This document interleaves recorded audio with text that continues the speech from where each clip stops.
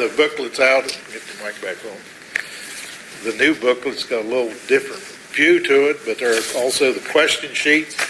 A lot of times it's good to use the booklets, leave with them if they'll work on the questions, but it's good to have the extra sheet. So booklets cost a little bit, so if you can pick them back up, if they're not really wanting to keep them for long term, you might want to pick those back up. But those are available not only to learn yourself and help you learn the lessons, but also to share with others.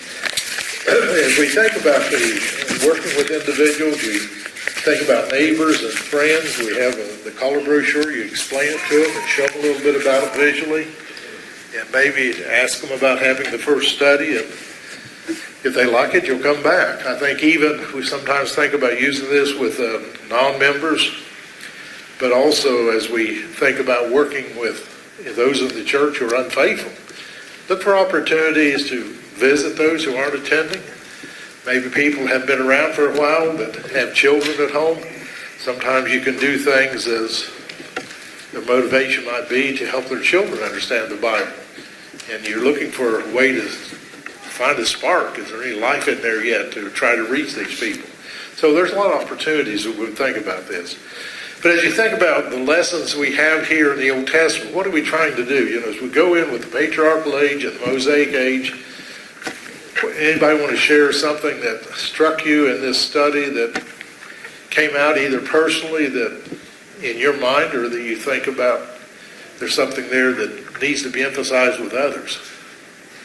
Anybody want to share anything? You might think about it too as it relates to you before you became a Christian. What are the things that would have stuck out to you at that time? Doug? Every time I look at an overview, a general overview of the Bible, I'm just struck with, I think most people are just struck with the consistency and that thread, that just pervades everything in the Bible.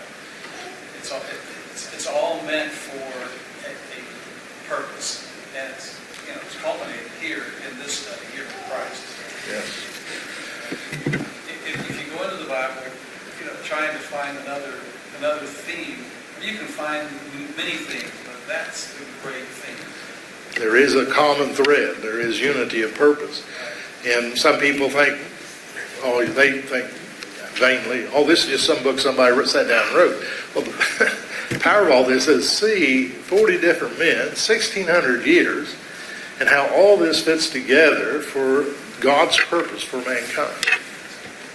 I was just going to say that I think a lot of people who have very minimal knowledge of the Bible know very isolated stories throughout, especially the Old Testament, some of the New Testament, and to be able to, like Doug said, to be able to lay it out in a showing that there's one true story of the Bible, that it's all logical, that it all pertains to one another, and a lot of people don't understand that. How God has worked out His purpose through the ages. These things didn't just happen. Paul even talked about the prophets were trying to figure out what is the mystery that now we understand. It's no longer a mystery, but we see the full revelation of these things. Any other comments or thoughts that hit you? Every time, I've seen these hundreds of times and showed them to families over and over, but every time there's something that sticks out, makes us think about what God is teaching. We hit the value of going in there to the open Bible study is good when we got a campaign and maybe limit to an hour or two to try to get people's interest, but we get to get people founded in the truth, to help them understand the nature of God and God's purpose and how God works. Those things that were written in the Old Testament are written for our learning, that we, through patience and comfort of the Scriptures, might have hope. Anybody else want to mention something that popped out at them or a question you had? Don't have to be bashful, but the best way it's amazing when you sit down, and the best way is to do this in a home, one family. Don't try to get together with 2 or 3 families. It's one-on-one, taking the time to teach them. We have the books, the videos are here. We don't have a system, so trying to work that out where you can sign it out. I think you would all probably keep it in your office, right, Angela? Yeah, we're what we're going to do. Get a place for the DVDs are there. It's very important you sign in, sign out, because, with even one set, of course you can buy your own set, but they cost a little bit, but one set, you can have 5 classes going on every day, right? Somebody's teaching 1, somebody's teaching 2, somebody's teaching 3. Can you imagine what would happen to the congregation here if we had 5 studies 5 days a week? 5 studies a week consistently. I know the church can be changed if you'll just give 1 hour to think about reaching out to lost souls. It might begin with you going in your neighborhood and handing out Bible call door to door. A lot of things we can do when we don't really feel we're to the point of teaching yet. But you can set up a study or invite me to go with you to talk to somebody about it. And when you do your first studies, it'd be a blessing to you. I'd be glad to go with you. So we're coming to your home with this. So let's understand the value of that. One of the things here on the 42 on the slide, Samuel's conversation with God in 1 Samuel, the 3rd chapter. And I don't know, like I say, different places you're going to emphasize different things with people. But what can we learn here? Someone read 1 Samuel, the 3rd chapter, verses 1 through 10. Michael, do you have that one? 1 Samuel, the 3rd chapter, verses 1 through 10. Now the boy Samuel was ministering to the Lord before Eli, and word from the Lord was rare in those days. Visions were infrequent. It happened at that time as Eli was lying down in his place. Now his eyesight had begun to grow dim, and he could not see well. And the lamp of God had not yet gone out. And Samuel was lying down in the temple of the Lord, where the ark of God was. Then the Lord called Samuel. He said, "Here I am." Then he ran to Eli and said, "Here I am, for you called me." But he said, "I did not call you. Lie down again." So he went and lay down. The Lord called yet again, "Samuel." So Samuel arose and went to Eli and said, "Here I am, for you called me." But he answered, "I did not call, my son. Lie down again." Now Samuel did not yet know the Lord, nor had the word of the Lord yet been revealed to him. So the Lord called Samuel for the 3rd time. And he arose and went to Eli and said, "Here I am, for you called me." Then Eli discerned that the Lord was calling the boy. And Eli said to Samuel, "Go lie down, and it shall be, if he calls you, that you shall say, 'Speak, Lord, for your servant is listening.'" So Samuel went and lie down in his place. Then the Lord came and stood and called as at other times, "Samuel, Samuel." And Samuel said, "Speak, for your servant is listening." Think about God's revelation to Samuel. And then you go on and read and see what Samuel was told about Eli and his house. And when Eli in the morning said, "What's the verse of the Lord?" And Samuel was very hesitant to tell him. And yet Eli said, "It's the Lord. Let his will be done." You look at verse 18 there. But it had to do with him and his household, because he would not restrain his sons and the evil that was there. And God was raising up Samuel as the prophet to speak to the people the will of God. Now later on, when Samuel had a message there, and the people were complaining in the 8th chapter about the sons of Eli. They were very corrupt, very immoral, and he hadn't restrained his children. The children of Israel said, "We don't want to have his sons rule over us, make us a king to rule over us." And you look at there, Samuel was very displeased. He was the prophet of God. He had been working under God for the good of the people, and now they want a king. Well, how's Samuel take that?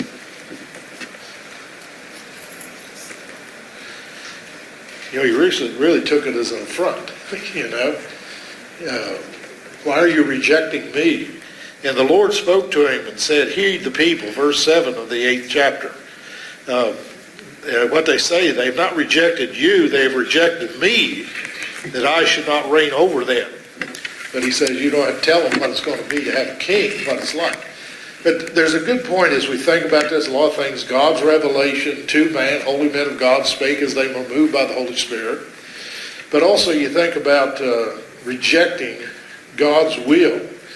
We study with people, you might make this point. When I'm talking to somebody, I've had people over and over. I think about one individual we're studying with, you'd say, "What do you think about this?"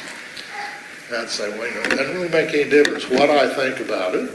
The real question is, what does the Lord say about it? What does Paul say? What does Jesus say about it? And then we'd be going on studying, well, what do you think about this? Go over, I don't know how many times in the studies we did that. To one time she says, what do you, then she stopped herself. I know what you're going to say, you know. But the whole point is, if you reject me, and people need to understand that, I'm not in there, it's not about me, it's not about what I believe, what I feel, what I think. What's important? What does God say? So you're going to reject me, that's one thing. But if you reject God, and if I'm speaking the Word of God, and that's who you're rejecting, that's another thing. So people in leadership always have this to deal with. Never had that as an elder, right, Doug? Never had to deal with that, right? But anyway, preachers never have to deal with that. But it's an important thing to think about who are we really rejecting here. We talked about King Saul, and also talked about that last week in my sermon, about his being humble when he was called, a very great lesson there. And the tragedy of him presuming to take things upon himself. And why would we talk about these things with people? I mean, how many religions are based upon, well, I want, I feel, I think, and I want, and then as we come forward to worship today in spirit and in truth, are we here to glorify God, or are we here to be entertained? How many people go to worship and I didn't get anything out of that? What was that, the preacher's fault? At the elder's fault? That's the song leader's fault, right? You never got anything out of that, right? We come here to worship God in spirit and truth. We're not here to get the banjos out, to have the choral groups. We're here to worship God in spirit and in truth. So this idea of Saul presuming, when God says to do something, whether it was the worship, he presumed and offered sacrifices he was not ordained to do. He presumed when God says, go utterly destroy the Amalekites, then blamed it on the people. They brought them back. You know, to obey is better than sacrifice, right? To hearken than the fat of rain. So think about those lessons. Jeroboam, what do you learn about Jeroboam? When the kingdom is divided, you have who was the son of Solomon who inherited the throne? Rehoboam, okay? And he got some bad advice. He asked the elders, how shall I rule? And they said, be a servant to the people. And he decided to be a lord, not a servant. So the kingdom was divided. Jeroboam took 10 of the tribes. And how does he deal with that? What do you find in 1 Kings 12, 26 through 30? Who has that? What was the problem there? How could all Israel, 10 of them, split off and to go into such apostasy, right? What did they do? Jeroboam says, well, to keep the people, I want to please the people, I'll set up a church for the people. How many religions are set up today for the people, right? Not for God. What's Jeroboam? What do we read there? 1 Kings 12, 26 through 30. Who's got it? Jeroboam thought to himself, the kingdom will now likely revert to the house of David. If these people go up to offer sacrifices at the temple of the Lord in Jerusalem, they will again give their allegiance to their Lord Rehoboam, king of Judah. They will kill me and return to King Rehoboam. After seeking advice, the king made 2 golden calves. He said to the people, it is too much for you to go up to Jerusalem. Here are your gods, O Israel, who brought you up out of Egypt. One he set up in Bethel and the other in Dan. And this thing became a sin. The people went even as far as Dan to worship one day. So he sets up his own church. He sets up the idols. These are the gods who brought you out. Sets up his own priesthood. Was this okay? No. I mean, people usually, as you're studying with them, they should be able to see that. God had commanded Jerusalem and the tabernacle and the priesthood. Jeroboam sets up his own church and walking his own ways. And there's just the tragedy from that. So there's just a lot of lessons we can teach as we think about how God worked. And the lessons are for you and me. You know, that's not 1 Corinthians 10 there. He's talking about these all things happened. They all had the blessing, but then they turned away from them, turned to their own ways. And that's a warning to us that we don't turn away from God and His will and His way to do our own thing. So those handouts, look over the questions for the study, the visualized study notes I give you. The prophecies fulfilled. We think of the power of that. Why do you believe Jesus is the Son of God? What's the strongest thing? Not just cause you heard that all the time in church. Why do you believe Jesus is the Son of God? Think about those things there. Somebody said the gospel went into Japan, was first introduced by someone on the mountain wishing up on the shores. Read Matthew 5, 6, and 7. Is there not something unique to the teachings of the gospel compared to the other things in the world? We gave you the things there, in John, the Gospel of John, all the different things there. You might use that as a handout. The miracles of Jesus, the resurrection. There's books been written. I know those who were unbelievers. I know there's a book was written by a gentleman who was, I think he was an announcer on radio, and decided, I'm going to prove Jesus is not the Son of God. And he went historically to try to prove the resurrection was not there. And he ended up becoming a believer as he looked at the facts and did his research. I think another thing, John 7:17, worthy of meditation there, John says, if any man's will is to do his will, he shall know the doctrine whether I speak of myself or not. Take what Jesus said, start living it. You're going to find that is a testimony in itself. Just live by what he said and see what it does to your life. If any man's will is to do his will, he shall know. So there are a lot of things we can think about there. The prophecies fulfilled, and you have that sheet. If you don't pick it up, that's the one you do want to leave with them. The tribe of Judah. There's a few mentioned here, but there's over 200 prophecies of Christ fulfilled. And so you can get a bigger list than what we have here of all these major events that we think. Anybody, Doug, you have a comment on that? I have too many comments. Okay. Keep going. Hang in there, right? But pick up those sheets and think about it. But as you're studying with people, get their feedback. Get them thinking about it. If they bring up, it's just like a Bible class one time with my teenagers.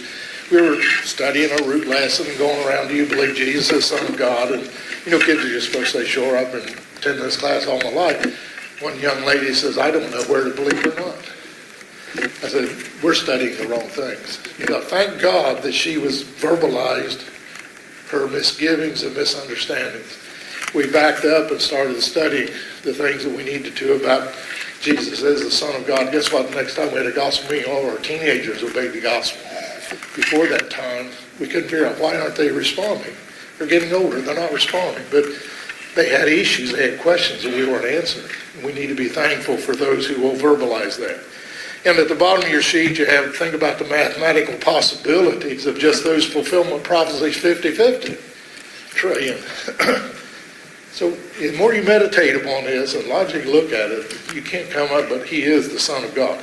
And then we had the one by chapter in John about the deity of Jesus and what is told there. And great sermon on looking at the I ams of Christ. And we do want people at the end of this lesson to understand this. The law is fulfilled. Jesus died on the cross. The law was taken out of the way. We see this in the book of Hebrews and Galatians and other places that we would study with them. Here's another question sort of out of place. How many wise men were there? You're studying with people. Most people don't tell you what instantly. 3. Why they don't tell you that? That's what they've always heard. So you might use that in your study with them. They're going to say 3. Well, there's many things we assume are in the Bible that when we do research, they're really not there. And it's not because people are dishonest or whatever. It's just that we get brainwashed in certain things. And that would be a good point to make to realize let's prove all things, let's accept the right things that are really truly revealed. So we would end that study with making sure that they understand the law was nailed to the cross. Jesus didn't come to destroy the law, but to fulfill it. And appreciate each one's comments, and best way to learn these things, set up a study, let me go with you. And that's the way we learn, and that's the way we grow. I appreciate each one's efforts.